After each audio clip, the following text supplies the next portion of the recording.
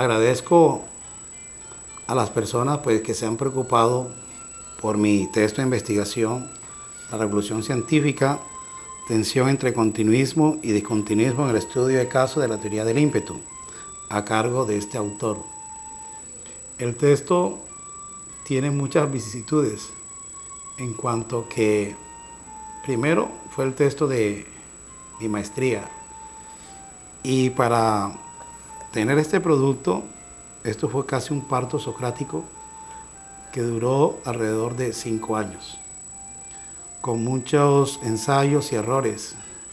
correcciones de estilo, hasta llegar a un producto final, aunque pienso que todavía no está acabado porque esto es un punto de partida. ¿Por qué el tema de la revolución científica? Yo tomé el tema de la revolución científica porque siempre se ha pensado la revolución científica como algo heroico, pero la revolución científica siempre ha habido sujetos de carne y huesos que han hecho el cambio histórico, y eso pues no se ve reflejado en la historia de la ciencia. La historia de la ciencia mira la actitud heroica, la actitud científica, pero no mira la actitud humana, que es lo que yo me encargo en este texto. Cuando tuve la oportunidad de sustentar, un doctor de la Universidad del Valle me dijo: Fidel, este texto sería algo interesante que tú trabajaras de la antropología de la ciencia, porque ahí se toca sujetos concretos y esa parte nunca nos las enseña. Thomas Kuhn me enseñó esa parte de que la historia la hacían sujetos, y sujetos con motivaciones ideológicas, con intereses políticos, con intereses inclusive pasionales por defender una teoría. Y gracias a Kuhn, pues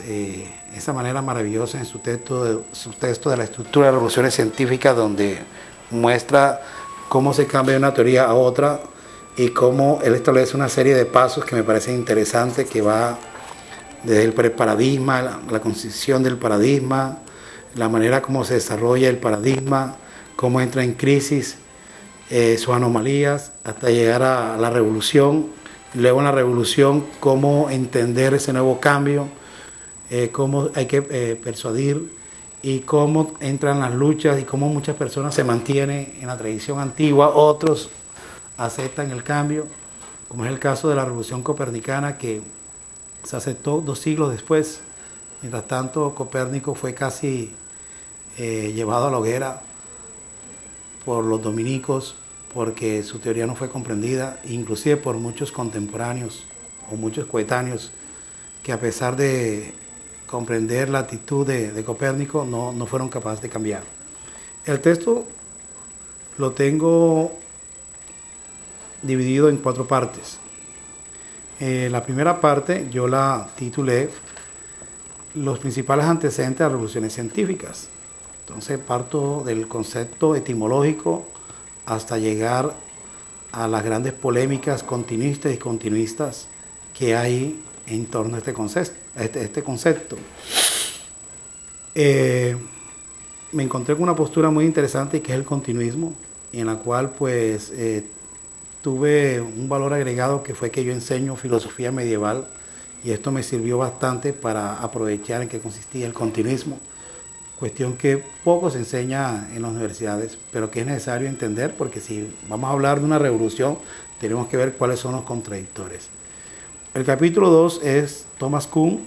y las teorías de la revolución científica. Ahí explico o me apropio de los conceptos kuhnianos de preparadigma, el concepto de el paradigma cuando se establece, la comunidad científica que se forma, la ciencia normal que se establece, la solución de enigma u operación de limpieza que llama Kuhn, y la percepción de las anomalías. Y luego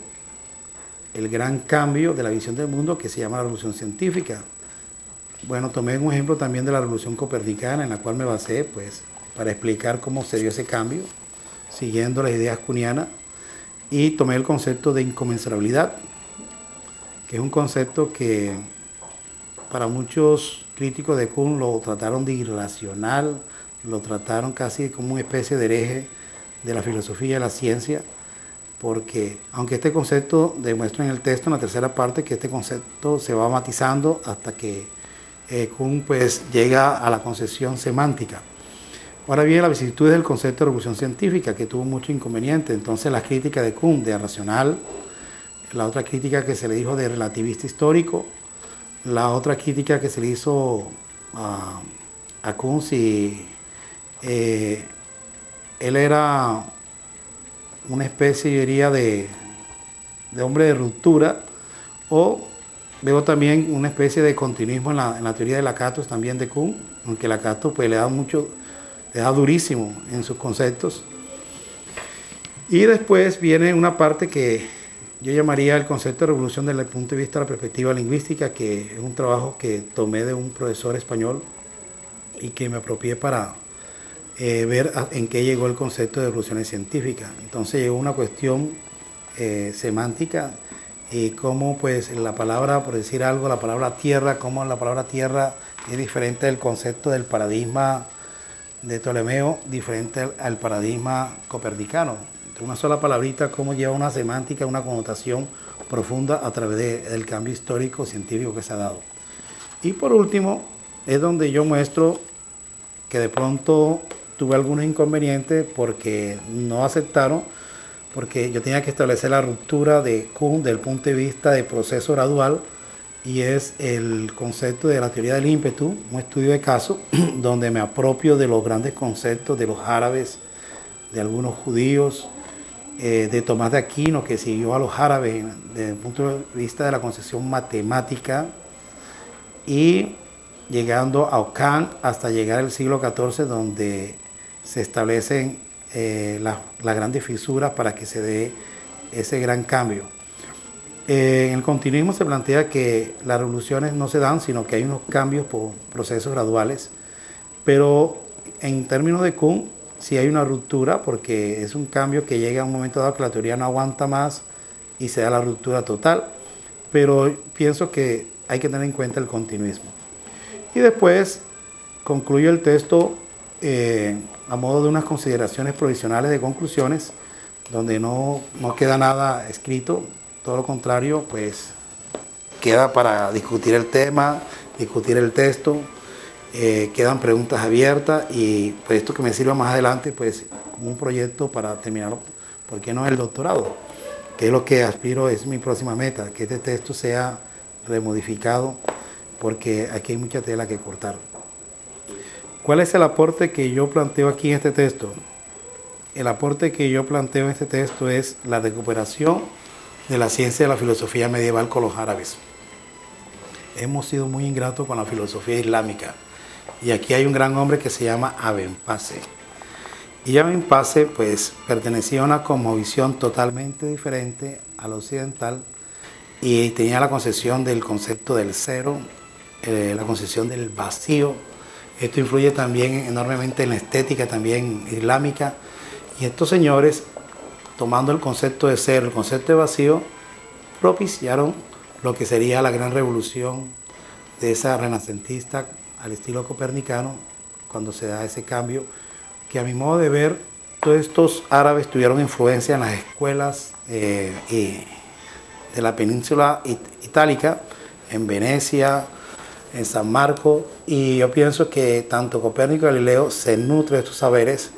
para establecer esa ruptura. Otro aporte también que yo muestro acá es cómo nosotros estamos condicionados, tenemos una carga teórica, y esa carga teórica siempre la desarrollamos, y cómo esa carga teórica, o dos cosas, la implementamos o nos desprendemos de ella. Casi nunca nos queremos desprender de ella, siempre estamos buscando argumentación, y es una manera como pues el texto kuhniano, y una de las tesis que yo manejo acá, es lo que permite que las teorías científicas o cambien o permanezcan, o tomemos una postura de la una o la otra. Y este es el texto que yo trabajé de una manera muy sencilla. El texto está escrito de un lenguaje sencillo, pedagógico, porque una de las cosas que me mata a mí de la filosofía de la ciencia, y es que las personas que escriben un lenguaje bastante denso. Entonces el texto traté de buscarlo de la manera más posible, de hacerlo asequible para estudiantes. A pesar que cuando los estudiantes leen mi texto encuentro que me dicen que el lenguaje todavía está bastante elevado,